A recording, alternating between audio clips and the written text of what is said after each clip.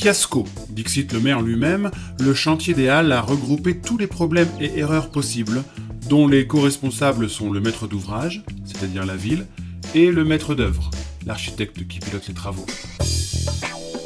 Épisode 2.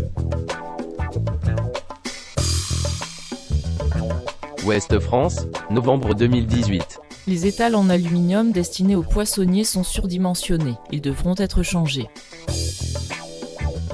Ouest France, 2 mars 2020. Une inondation s'est produite samedi matin sur le banc d'un commerçant. D'après la ville, une entreprise a percé un système d'étanchéité en fin de semaine dernière. Ouest France, 3 mars 2020. Son banc a été particulièrement inondé samedi, mais le commerçant dénonce des fuites récurrentes depuis 3 mois. Ouest France, août 2019.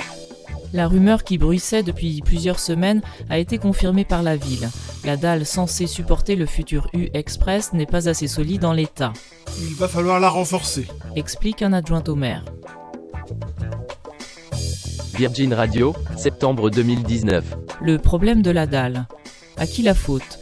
Est-ce que cela n'aurait pas pu être décelé plus tôt, alors que les travaux ont démarré il y a plus de 2 ans ? Ma ville solidaire, septembre 2019.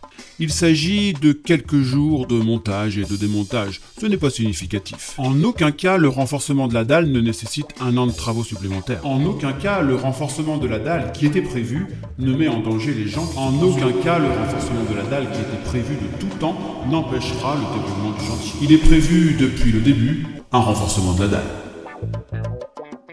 Ouest France, octobre 2022. Les dalles de parement se font attendre. Fabriquées en Allemagne, elles sont constituées de béton conçu à partir de gaz. Le gaz utilisé en Allemagne provient en grande partie de Russie. Vous comprendrez pourquoi ça bloque. A indiqué le maire.